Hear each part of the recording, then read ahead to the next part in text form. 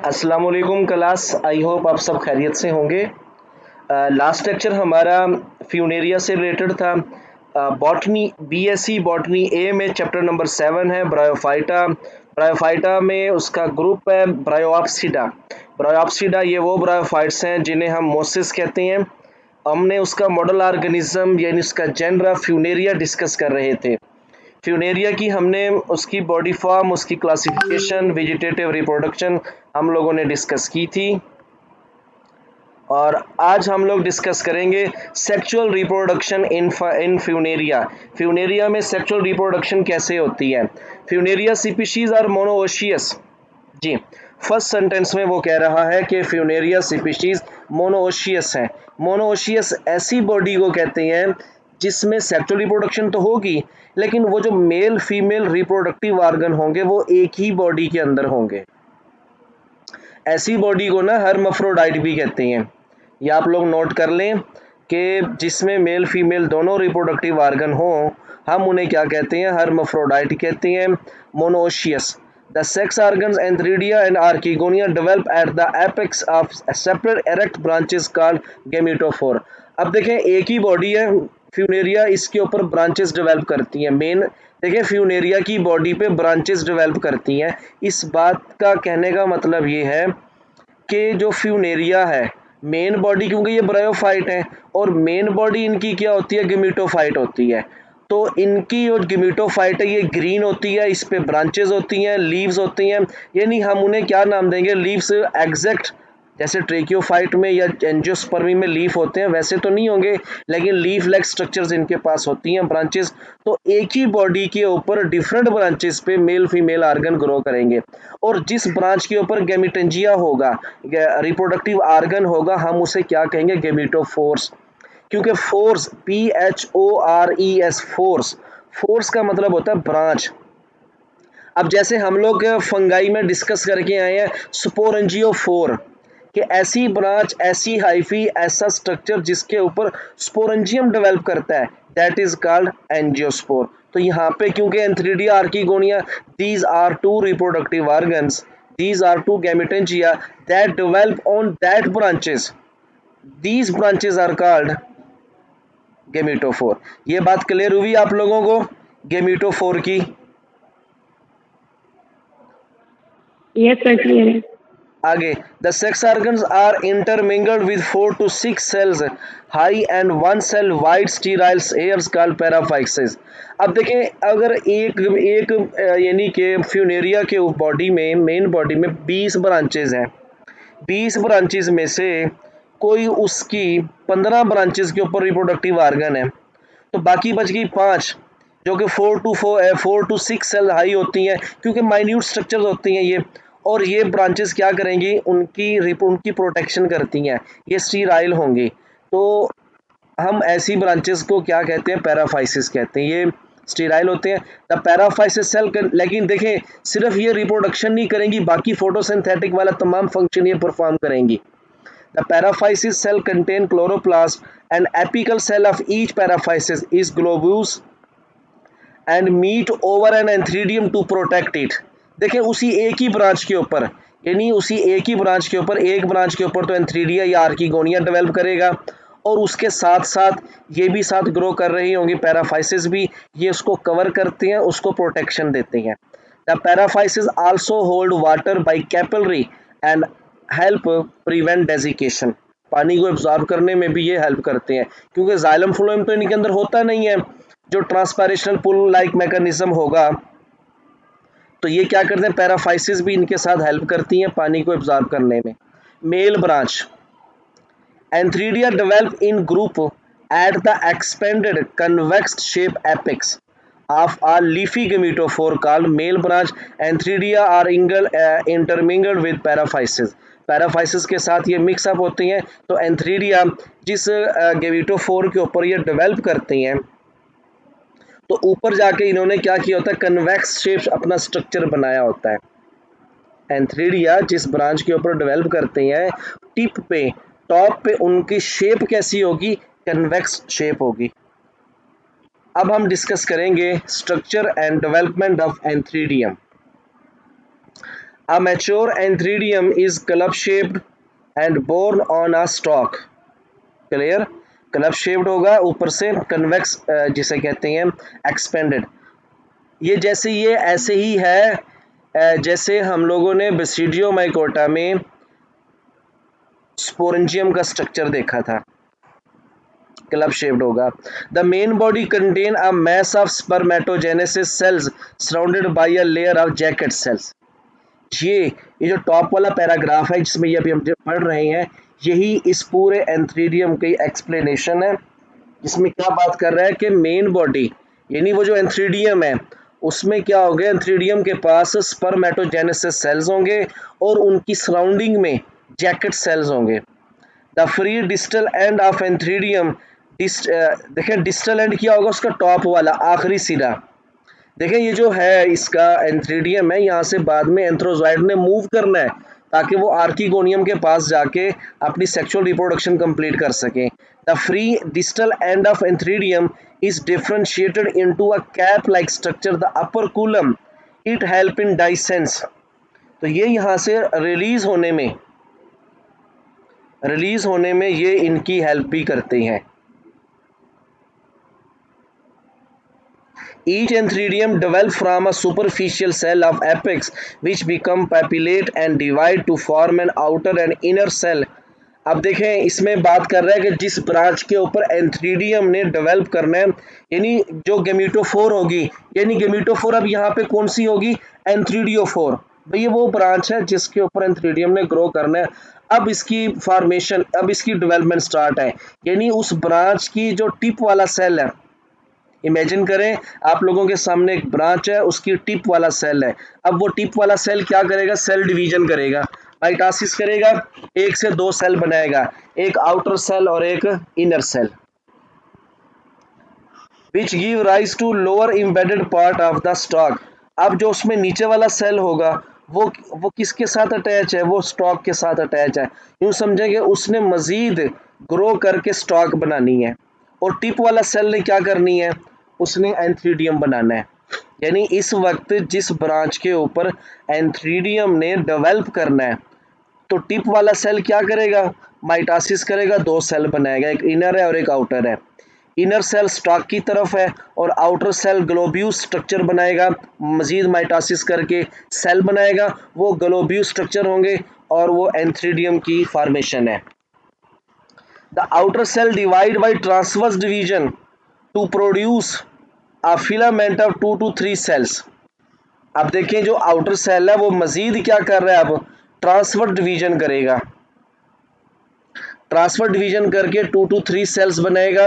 अब देखें एक बार सेल डिवीजन की, दो सेल बनेंगे। अब उसके बाद जो टिप वाला सेल होगा वो डिवाइड करेगा। अब टोटल कितने सेल हो गए, 3। देखें पहले एक सेल है, गौर से सुनिएगा, एक सेल ने माइटोसिस की, कितने सेल बनाए, 2। अब उन दो में से जो टिप वाला आउटर सेल है अब सिर्फ वो डिवाइड करेगा, अब उससे मजीद 2 बनेंगे, तो टोटल कितने हो गए, 3 सेल। 2 to 3 सेल्स यहाँ पे फॉर्मेशन है। ये बात क्लियर हुई, 2 to 3 सेल्स वाली। टिप वाले सेल माइटोसिस करेगा, 2 बनाएगा, फिर उसका आउटर डिवाइड करेगा, तो टोटल कितने हो गए, 3।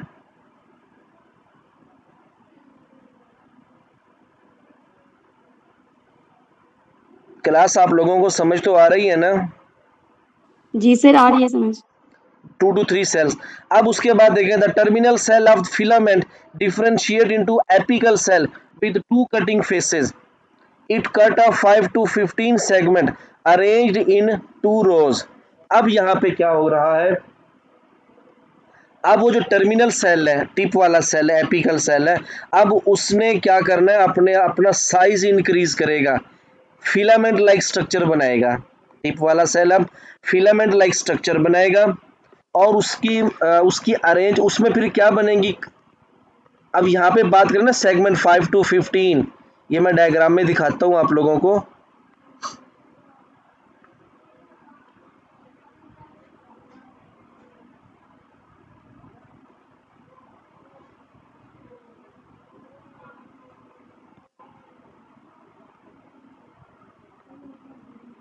एक मिनट, इसकी ए डायग्राम थी यहीं पे,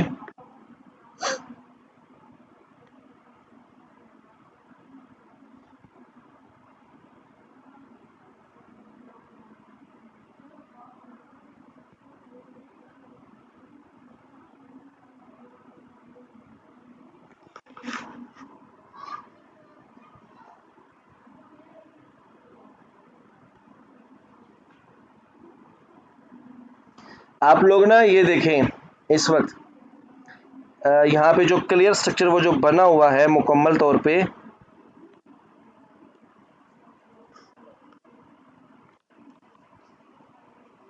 इसकी ये टिप वही जो आउटर सेल्स है, एक फिलामेंट इधर से आता है, दूसरा फिलामेंट इधर से जाएगा। सेल ये एक ही था, यहाँ पे स्टार्ट में देखें उसके पहले एपिकल सेल है, फिर एपिकल सेल ने माइटासिस की, 2 सेल बनाए, 2 सेल ने फिर आगे माइटासिस की, तो इस तरीके से वो सेल्स अपने आप को माइटासिस करते जा रहे हैं और नंबर इंक्रीज होता जा रहा है। फिर ये अपने आप को 2 फिलामेंट में अरेंज करेंगे, एक इस तरफ से और एक इस तरफ से। जो एपिकल सेल है वो वैसे ही रहेगा, टिप वाला सेल, उससे जो नीचे वाला सेल है, देखें 1 से 2 सेल बने थे, एक apical cell, outer cell, inner cell. अब ये इनर सेल से क्या बनेंगे, फिलामेंट बनेगा। डायग्राम में यहाँ नोट करें, एक सेल है एपिकल सेल, वो माइटासिस करेगा, 1 से 2 सेल बनेंगे। फिर नीचे वाले सेल क्या करेंगे, वो इनर सेल डिवाइड करते रहेंगे, फिर वो अपने आप को 2 फिलामेंट में अरेंज करेंगे, एक इस तरफ से और एक दूसरा इस तरफ से। ये एक इस तरफ से फिलामेंट है और एक दूसरा इस तरफ से फिलामेंट है, ताकि ये क्या करेगा, उसे आउटर सेल्स बनाएंगे, उसकी कवरिंग बनाएंगे।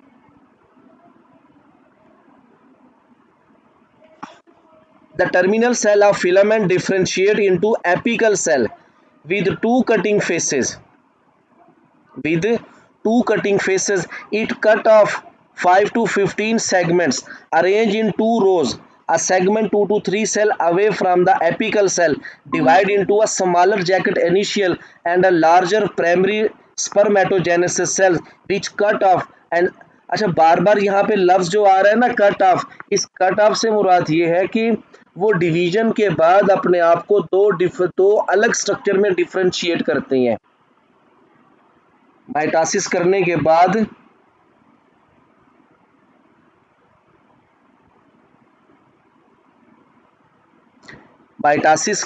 बाद वो अपने आप को 2 अलग हिस्सों में डिफरेंशिएट करेंगे। दोबारा नोट करें इस बात को, a segment 2 to 3 cell away from the apical cells. देखें मैंने कहा ना एपिकल सेल वैसे ही रहेगा। अब ए बी सी डी इसमें चले ई डायग्राम, एपिकल सेल वैसे रहेगा, नीचे जो इनर सेल्स है उन्होंने क्या करनी है, सेगमेंटेशन करनी है अपनी। अब सेगमेंटेशन से मुराद यही है कि वो अपने पार्ट्स बनाएंगे, और पार्ट्स किस तरीके से बनते हैं सेल के, यानी सेल इस यहाँ सेगमेंट से मुराद ये है कि वो अपने हिस्से डेवलप करेगा, और असल में ये काम होता माइटोसिस से ही है। सेगमेंटेशन यहाँ पे ये नहीं है कि कोई एक सेल अपने सेगमेंट बनाएगा, फ्रेगमेंट बनाएगा, ऐसे तो वो सेल टूट जाएगा। अगर एक सेल है उसके अगर आप लोग उसके सेगमेंट करें तो उसमें ऑर्गेनेल्स बराबर कैसे तकसीम होंगे, न्यूक्लियस कैसे बराबर तकसीम होगा, नहीं। सेगमेंटेशन फ्रेगमेंटेशन यूकैरियोटिक बॉडी में प्लांट्स के हवाले से यहाँ वो माइटासिस के जरिए होती है। एपिकल सेल वैसे रहेगा क्योंकि इस जो एपिकल सेल है, टर्मिनल सेल है, असल में ये स्पर्मेटोजेनेसिस करेगा। बाकी जो इनर सेल है इन्होंने अपनी सेगमेंटेशन करनी है, 15 से 20 सेल्स बन सकते हैं, 25 सेल बनेंगे, और फिर ये अपने आप को एक राइट साइड से और दूसरा लेफ्ट साइड से अरेंज करेगा, और इसके गिर्द आउटर सेल बनाएंगे, जैकेट सेल बनाएंगे, कवरिंग सेल बनेंगे। इसके कहने का मतलब ये है, a segment 2 to 3 cell away from the apical cells. देखें एपिकल सेल से अवे 1 2 3, बाद में क्या करेंगे वो मजीद। अब देखिए ये 3 है, अगर ये नीचे वाला सेल डिवाइड करता है तो 1 2 इसके बन गए, ऊपर वाले दोनों सेल ये मौजूद है। इस बात पे गौर करें आप लोग। A segment 2 to 3 cell away from the apical cell divide into a smaller jacket initials and larger primary spermatogenesis cell which cut off a second jacket initial. The jacket initial divide anticlinally to form a single layer jacket. The primary spermatogenesis cells undergo repeated division to produce sperm cells. Sperm mother cell, each sperm mother cell metamorphoses into a biflagellated sperm cell. The apical cell differentiate into upper column. ये है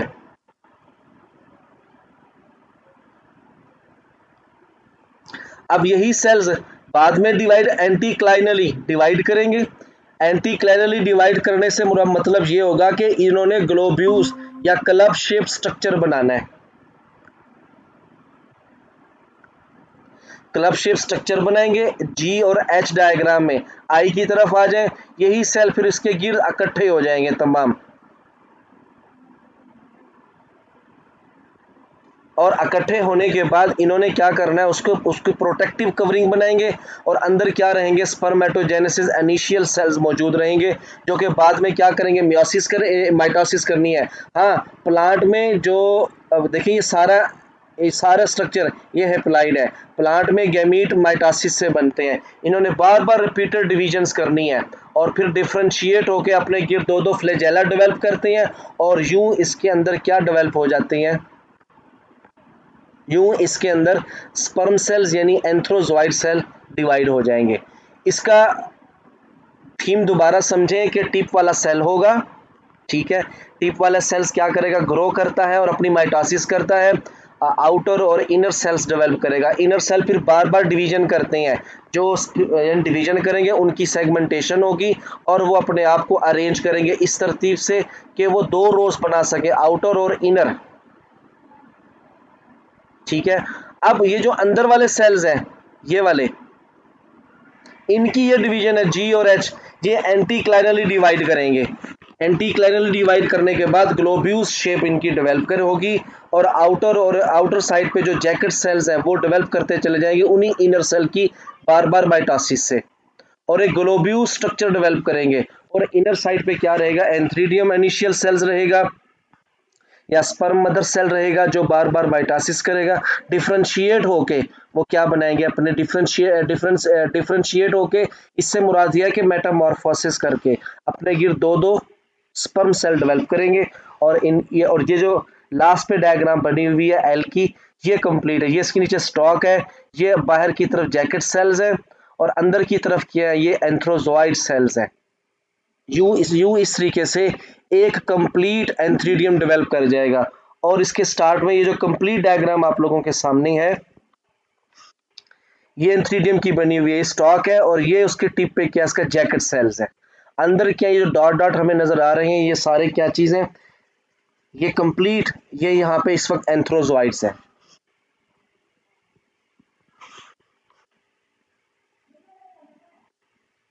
यूं करके इसकी complete एक antheridium develop करता है। ये जिस ब्रांच के ऊपर भी एंथ्रीडियम ने डेवलप करना है, उसके टिप सेल की बार बार माइटोसिस से ये तमाम स्ट्रक्चर डेवलप होता है। अब यहाँ पे देखें, ये जो लीव्स बने हुए हैं, ये वाले स्ट्रक्चर बने हुए हैं, ये पैराफाइसिस है एक्चुअली। इनके ऊपर किसी किस्म का कोई एंथ्रीडियम आर्किगोनियम डेवलप नहीं किया हुआ, ना ही इनके ऊपर डेवलप होता है, तो इनको क्या कहते हैं, इनको पैराफाइसिस कहते हैं।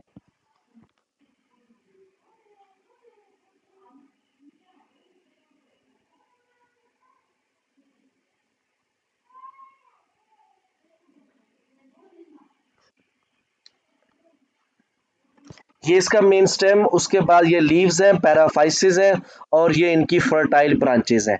जैकेट सेल्स, जो जैकेट सेल्स है ये इनकी इनर सेल से डेवलप करेगा, जो टिप सेल से क्या बनेगा, इनकी एंथ्रीडियम बनेगी, यानी उनकी आउटर मोस्ट या टर्मिनल सेल से। जी सर बात सुने।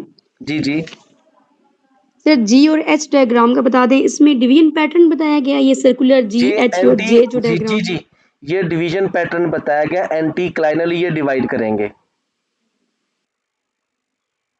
ये जो जी और एच है ना, ये इन सेंटर वाले जो सेल्स है ना, सेंटर वाले, ये वाले जिनसे स्पर्मेटोजेनेसिस चलनी है, उनकी उनका डिवीजन पैटर्न ये एंटी क्लाइनली है। ठीक है सर। जी,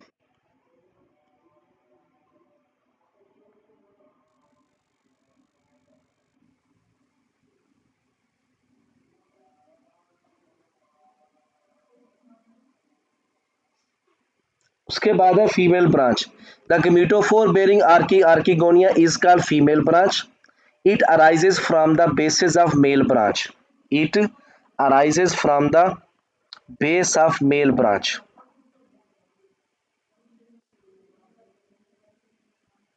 उसके बाद The apex of branch flatten into a receptacle on which archegonia develop in cluster intermingled with paraphyses. तो फीमेल ब्रांच के साथ भी क्या होंगे, पैराफाइसिस होंगे। अब देखें दोबारा से पहली लाइन तो क्लियर हो गई कि ये आर्किगोनिया ब्रांच वगैरह के ऊपर डेवलप करेंगे, वो हो गया। दूसरा, apex of the branch flattens into a receptacle on which archegonia develop in cluster intermingled with paraphysis, यानी जिस गेमेटोफोर के ऊपर आर्किगोनिया ने डेवलप करना है वो ब्रांच बाकी ब्रांचेस के मुकाबले में कदरे क्या होगी, फ्लैट होगी, जिसके ऊपर आर्किगोनिया ने डेवलप करना है। अब उसका स्ट्रक्चर,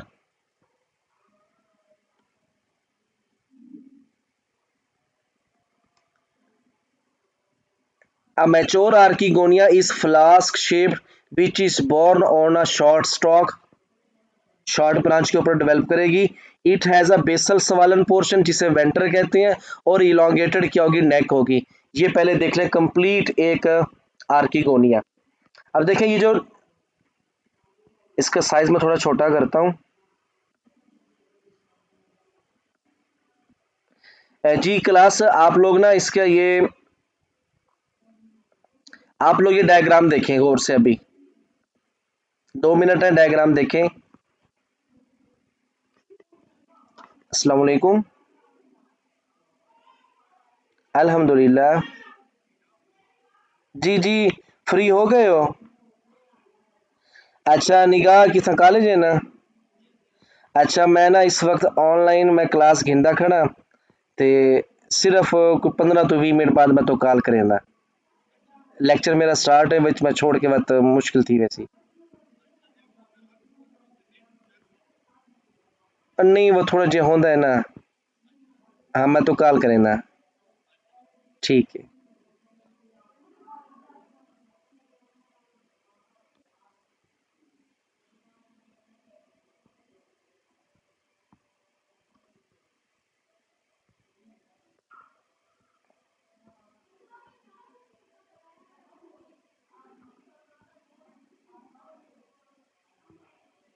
ये देखें, ये इसका नीचे शॉर्ट स्टॉक है, बेसल पोर्शन नीचे वाला इसका स्वालन होता है जिसे वेंटर कहते हैं, जिसके अंदर ये एक्सेल डेवलप करता है। ऊपर क्या, ये कंप्लीट नेक सेल्स है।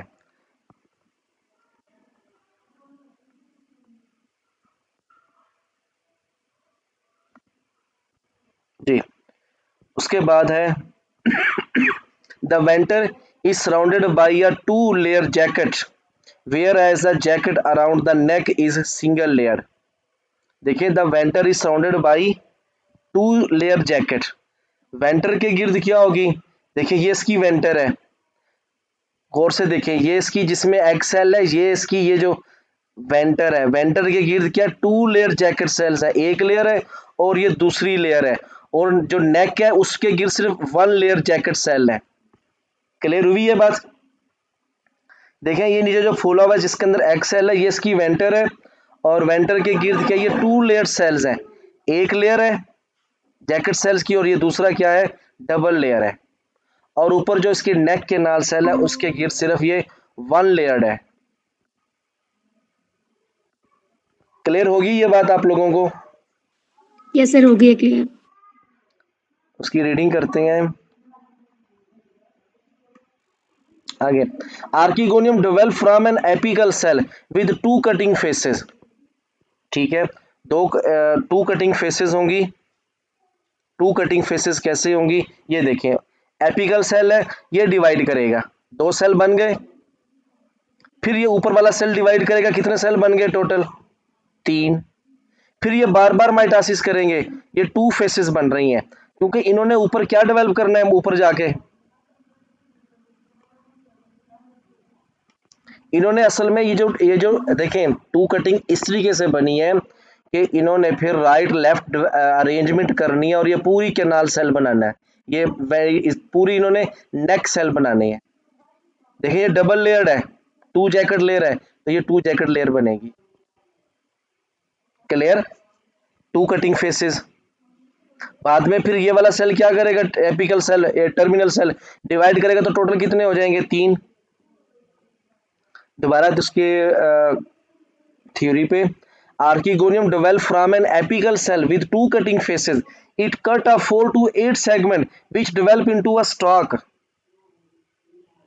वही जो ऊपर मैंने सेगमेंट की बात की, सेगमेंट यहाँ पे असल में सेल डिवीजन के नतीजे में बनने वाले सेल्स हैं।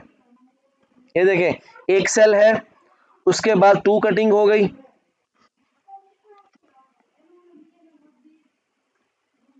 ठीक है। उसके बाद यहाँ पे कितने सेल बने फिर, इस सेल ने, इस एपिकल सेल ने मजीद माइटोसिस की, तो कितने बन गए, 3। अब ये क्या करेंगे, 4 to 8 सेल, 1 2 3 4 5 6 7 8। अब ये कितने सेल डेवलप किए हुए हैं, 8 सेल आप लोगों के सामने, इसलिए ताकि ये देखें बिल्कुल इसके सामने देखें, ये तो फाइनल डायग्राम है ना साइड पे, यही एक लेयर ये बनेगी, दूसरी लेयर ये बनेगी, ये देखें एंड पे।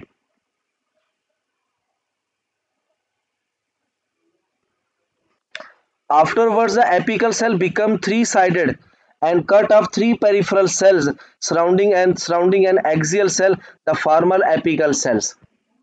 अब बिल्कुल उसके उसके जो एपिकल सेल है उसके गिर्द इन्होंने क्या करनी है, अपनी अरेंजमेंट करनी है। ये रहा वो एपिकल सेल, ये वाला एपिकल सेल है, ये एपिकल सेल है, एपिकल सेल है, उसके सराउंडिंग में इन्होंने अपनी अरेंजमेंट करनी है। और बाद में देखें एफ जी के बाद एच आई है, उसी के सराउंडिंग में, उस एपिकल सेल की सराउंडिंग में ये क्या बनते जाएंगे, उसके जैकेट सेल्स। और फिर एपिकल सेल अपनी क्या करेगा, माइटोसिस करेगा, दो बनाएगा, एपिकल सेल अपनी माइटोसिस करेगा और सराउंडिंग वाले सेल्स क्या करेंगे, माइटोसिस करके उसके गिर्द जैकेट सेल बनाते चले जाएंगे 2 लेयर्स में। देन उसके बाद है the peripheral cell divide to form jacket cell, clear. आसपास वाले सेल क्या है, असल में वो जैकेट सेल है, ये बनाते रहेंगे, which divide to form jacket layer around the venter and नेक।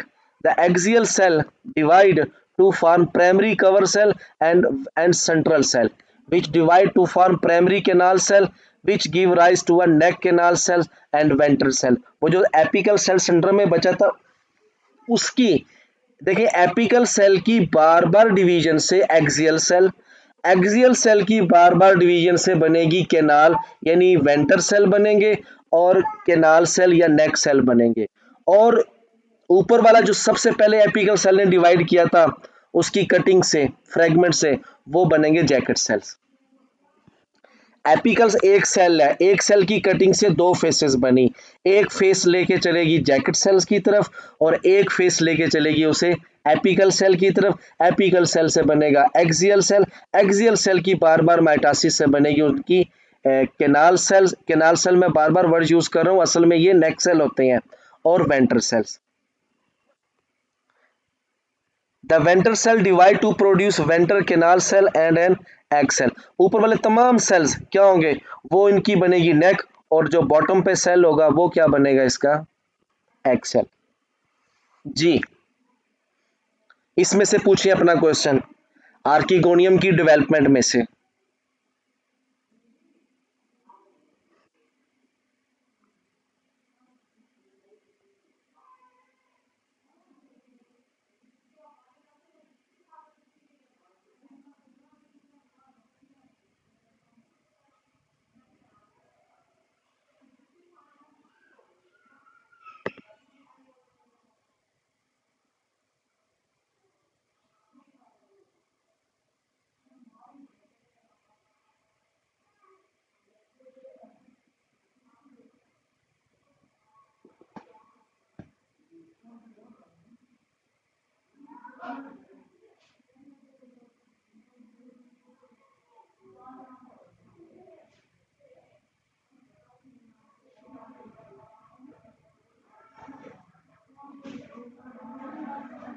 जी, ये क्लियर हुआ आप लोगों को, वेंटर सेल्स, केनाल सेल और जैकेट सेल्स, उससे ये इनकी आर्किगोनियम बनती है।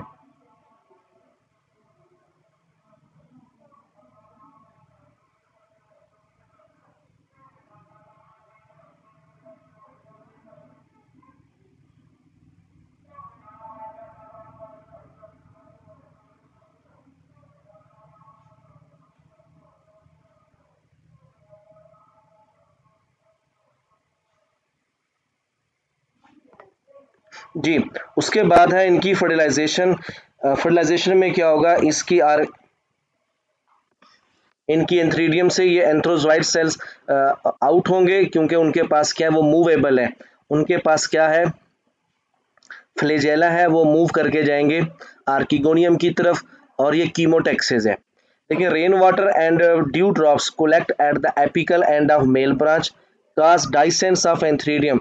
एंथ्रीडियम के जो जैकेट सेल्स होंगे वो वाटर को इम्बाइब करेंगे, पानी को एब्सॉर्ब करेंगे, और ऊपर से ओपन हो जाएंगे, और अंदर से क्या चीज निकलेंगे, स्पर्म्स यहाँ से अराइज होंगे। At the same time neck canal cell and venter canal cell disintegrate to form a mucilage, it absorb moisture, swell up and forces disintegration of apical cell of neck. The male sperm are attracted chemotactically, swim to archegonia, enter it, and one of these succeed in fertilizing the egg to form the zygote.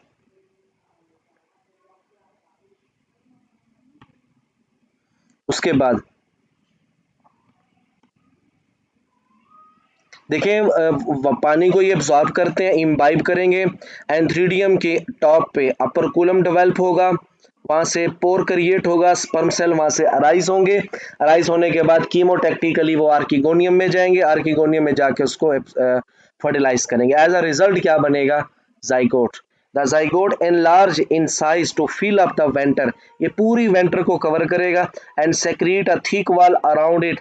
The stimulus of fertilization initiate division in the cells of venter, which form protective sheath called calyptra around the developing sporogonium. अब देखें, sporogonium की development कहाँ पे हो रही है, उसी archegonium वाले वेंटर वाले हिस्से में, क्यों वहां पे जाइगोट बनेगा, जाइगोट अपना साइज इंक्रीज करेगा, साइज इंक्रीज करने के बाद अपने ऊपर थिक वाल क्रिएट करेगा, और यूं किसकी डेवलपमेंट स्टार्ट हो जाती है, स्पोरोगोनियम की। स्पोरोगोनियम से मुराद है उसकी स्पोरेंजियम या स्पोरोफाइट। स्पोरोगोनियम क्या चीज है, the sporophyte in Funaria is commonly called sporogonium. Clear, the asexual reproductive unit, the spore are produced in it, meiosis take place before spore formation। वह हम सब जानते हैं कि स्पोर का बनना मियासिस के जरिए ही होता है। अब स्पोरोगोनियम का स्ट्रक्चर क्या है, अब mature sporogonium is borne at the end of female branch, it can be differentiated into a massive foot, seta and pear shaped capsule. जैसे हमने फ्यूनेरिया की डायग्राम देखी थी, नीचे उसका गेमेटोफाइट है, उसके ऊपर स्पोरोफाइट डेवलप करता है। अब स्पोरोफाइट की जो डेवलपमेंट है वो कहाँ से होती है, आर्किगोनियम में मौजूद जाइगोट से होती है। और सुन ले गौर से आप लोग, अक्सर ये क्वेश्चन पूछा जाता है, जाइगोट किस चीज की फॉर्मेशन की अर्ली स्टेज है, स्पोरोफाइट की। Zygote formation is the initials of sporophyte development. The foot is embedded in the apical tissue of female branch। Female branch में जहाँ पे आर्किगोनियम है, जहाँ पे जाइगोट बना है, वहीं पे फुट बनेगा। It absorbs water and nutrient from the gametophyte। The seta is a long stalk that carries capsule at its apex। The capsule is pear-shaped, highly organized spore-producing structure। The young capsule is green, but as it matures, is turned into dark brown। ये याद रखिएगा कि Moses में mature capsule का colour क्या होता है, dark brown. The apical part of capsule is covered with remains of ruptured calyptra. The capsule, अब क्लेप्ट्रा क्या था, जाइगोट के ऊपर प्रोटेक्टिव कवरिंग थी, यही फिर आगे क्या होती है, स्पोरेंजियम में होती है, या स्पोरेंजियम यानी कैप्सूल की टिप पे होती है। The capsule exhibit considerable tissue differentiation.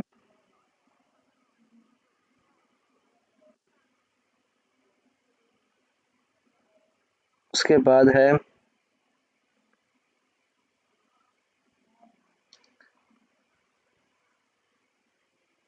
जी,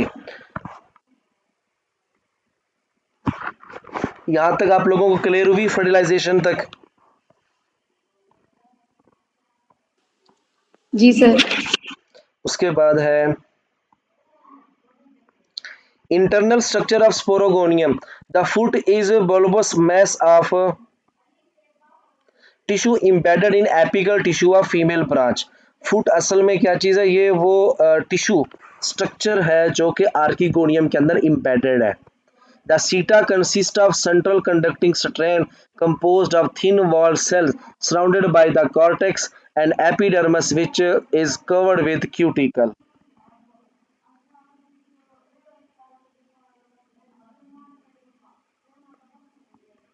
क्योंकि यहाँ पे इनका जो ये स्पोरोगोनियम का स्ट्रक्चर है फुट सीटा कैप्सूल, इसके अंदर जो सीटा वाला स्ट्रक्चर है बेसिकली ये फुट और कैप्सूल के दरमियान में है। फुट ने एक खुराक लेनी है किससे, गिबिटोफाइट से, उसके ऊपर डेवलप है। और मेन स्पोरोफाइट का मेन स्ट्रक्चर वो है इसका कैप्सूल, जिसके अंदर स्पोरेंजियम होंगे जहाँ पे स्पोर बनेंगे, तो ये कंडक्टिंग पाइप के तौर पे काम करता है। इसका कार्टेक्स, इसका एपिडर्मल सेल्स होंगे जिसके ऊपर क्यूटिकल होती है। Capsule is differentiated into 3 regions.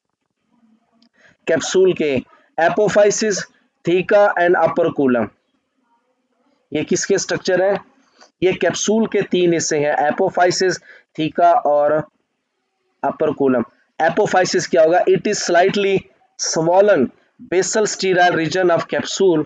ये कैप्सूल का बेसल रीजन है। The wall consist of epidermal that contain stomata, beneath it is a photosynthetic spongy layer formed of parenchymal cells and intercellular spaces. The center is occupied by strand of thin walled vertically elongated cells that are conducting in nature. ये जो apophysis है basically क्या है, ये सीटा के बाद वाला स्ट्रक्चर है। सीटा के बाद आगे कौन सा स्ट्रक्चर डेवलप होता है, कैप्सूल। तो ये उस कैप्सूल का सीटा के बाद कैप्सूल है, कैप्सूल का ये पहला हिस्सा है, बेसल हिस्सा है। बेसल है, ये फोटोसिंथेटिक होता है। इसमें ये याद रखोगे, जो बात यहाँ पे याद रखने की है वो ये है कि मोसिस के अंदर जो स्पोरोफाइट है उसका कैप्सूल है। कैप्सूल के ये 3 हिस्से हैं। पहला है एपोफाइसिस। एपोफाइसिस असल में कैप्सूल का बेसल पार्ट है और ये फोटोसिंथेटिक होता है। और फोटोसिंथेटिक के लिए इसकी एपिडर्मिस में स्टोमेटा का होना जरूरी है, जो कि इसमें मौजूद है। Theca, Theca is the central part of capsule that is characterized by the presence of sterile central column of tissue called columella. It is surrounded by a barrel-shaped spore sac that contains spore mother cell. अब जो theca है, theca एक ऐसे है कि देखें, एक आप लोगों के पास ना कोई स्वॉलन बॉडी है, ठीक है, उसका एक पहला हिस्सा, मिडल वाला हिस्सा, टिप वाला हिस्सा, ये मिड वाला हिस्सा है। और इसी कैप्सूल के सेंटर में कोलोमिला होगा, एक स्ट्रैंड होगा, एक स्टीराइल टिश्यू होगा, कॉलम होगा एक, यानी कि उसके अंदर से ना जैसे कोई एक, आप लोगों यूं समझे कि एक ढोल है, ढोल के सेंटर में से एक पाइप गुजारा हुआ है, वो पाइप क्या है, कोलोमिला है। उसके आसपास क्या होंगे, स्पोर सैक होंगे। स्पोर सैक के अंदर क्या होंगे, स्पोर मदर सेल, बार बार मियासिस होगी और उसमें क्या चीज बनेंगे, स्पोर बनेंगे। ये है थीका का स्ट्रक्चर। थीका क्या है, ये कैप्सूल का सेंट्रल पार्ट है जिसके सेंटर में कोलोमिला है, उसके सराउंडिंग में स्पोर सैक है। वहां स्पोर सैक में क्या होगा, स्पोर मदर सेल्स होंगे, वो बार बार मियासिस करेंगे और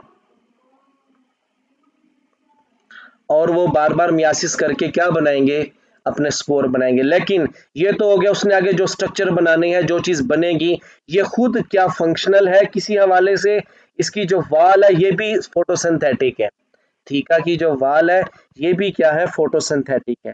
नंबर 3 पे जो कि लास्ट पार्ट है इसका, operculum is a conical and cap like terminal region of capsule. ये टिप वाला पोर्शन है। It consist of 3 to 4 layer of thin walled cells covered with epidermis. Immediately below the upper column is peristome. It is a ring of tooth-like segment. It is double consisting of 16 long incurved teeth and 6 thin-walled inner segment. ये बड़ा complicated structure है। इसकी वाल बड़ी thick होती है। Thick से क्या होगा, देखिए 16 सेल्स, एक लेयर बनाएंगे, 16 सेल दूसरी लेयर बनाएंगे। Peristome is attached to a ring of thin walled cells that form ring of capsule. The peristome teeth are hygroscopic and respond to slight changes in humidity. जैसे इनके अंदर ये क्या करते हैं, अगेंस्ट वाटर अपना रिस्पॉन्स देते हैं। The region of capsule above the theca consist of 4 to 5 layered of epidermal cells. The 2 layer cells are thin walled and constitute annulus. Annulus क्या होगा, उसकी आउटर लेयर होती है। एनुलस कहते भी किसने, आउटर लेयर ऑफ सेल्स को कहते हैं। The degeneration of annulus cell resulting losing and dropping of operculum. जैसे ही अपर कूलम वहां से ड्रॉप ऑफ होगा, अंदर से निकलेंगे स्पोर और यूं उनकी डिस्पर्सल हो जाती है। अपर कूलम क्या है? ये कैप्सूल का टर्मिनल पार्ट है, जो कि 3 से 4 लेयर होती हैं सेल्स की, और उनमें 16 सेल्स हर लेयर में मौजूद होते हैं। अब देखें,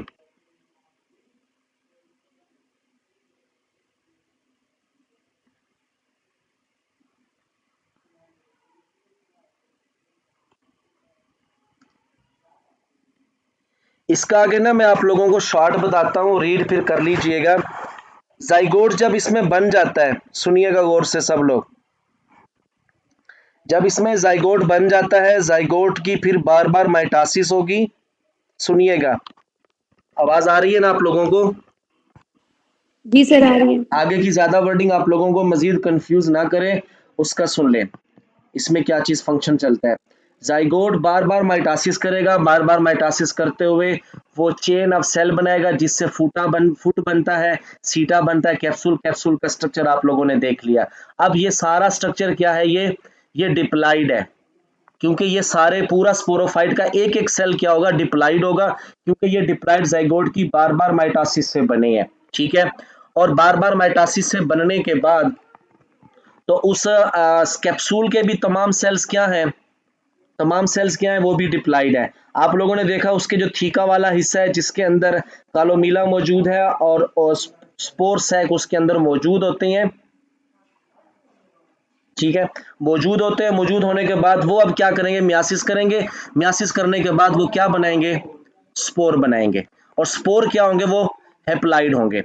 हेप्लाइड स्पोर क्या होंगे? उसके बाद ये जो सामने स्क्रीन पे नजर आ रहा है आप लोगों को, फिर कैप्सूल की क्या होगी? डाइसेंस होगी। इसकी यहाँ पे यानी कि इसकी जो वाल है वो ब्रेक करेगी। ब्रेक करने के बाद इसमें से क्या चीज अराइज होंगे? स्पोर। स्पोर फिर हवा के जरिए डिस्पर्स होंगे। सूटेबल प्लेस पे जाने के बाद फिर क्या होगा? As spore germinate as spore germinate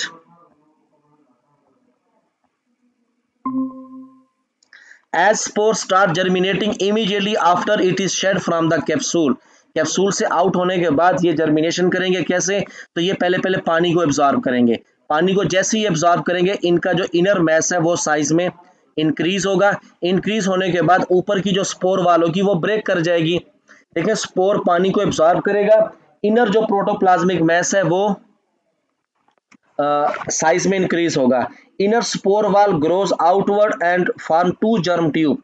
Each germ tube is separated from the spore by the formation of cross wall near its point of emergence. The cell cut off soon develop into a branched multi-filamented body protonema। इसमें कहने का मतलब ये है कि जैसे spore germinate करेगा, अपनी स्पोर वाल को ब्रेक करेगा।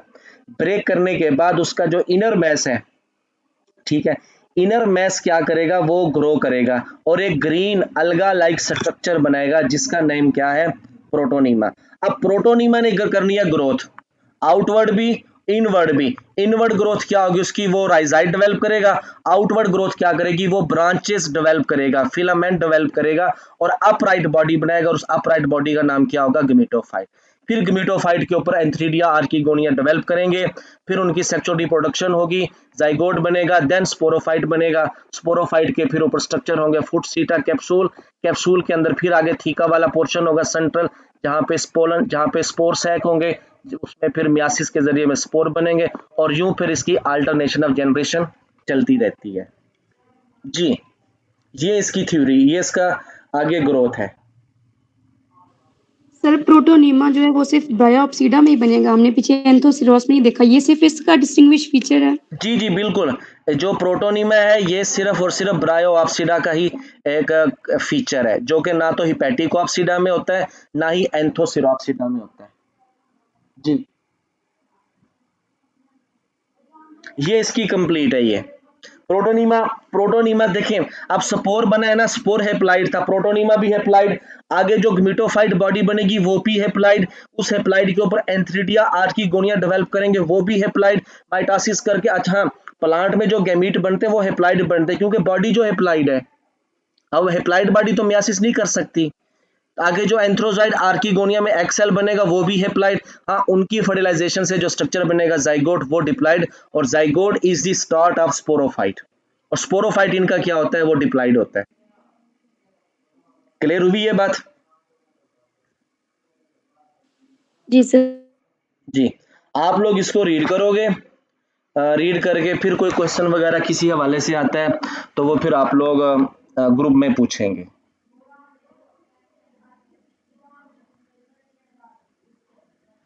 फ्यूनेरिया की डेवलपमेंट को एक बार आप लोग ना फ्यूनेरिया की डेवलपमेंट को फर्स्ट ईयर की बुक से भी रीड करोगे, इसका और आइडिया आप लोगों को क्लियर हो जाएगा। ठीक है, आप लोग इसको रिवाइज करोगे, डायग्राम को भी देखेंगे, जहाँ पे जो यानी कि टेक्निकल पॉइंट आता है, जो लगता है कि ये पॉइंट थोड़ा डिफरेंट है, तो वो पॉइंट आप लोग लाजमी ग्रुप में पूछेंगे, मैं उसको फिर एक्सप्लेन करूंगा। ठीक है, नेक्स्ट लेक्चर हमारा होगा पॉलीट्राइकम के बारे में, इंशाल्लाह कल होगा लेक्चर पॉलीट्राइकम के बारे में, जिसको फिर हम लोग डिस्कस करेंगे। आप लोग इसको रिवाइज करें, क्वेश्चन हो तो कमेंट सेक्शन में लाजमी पूछिएगा। ठीक है, कल तक के लिए फिर अल्लाह हाफिज।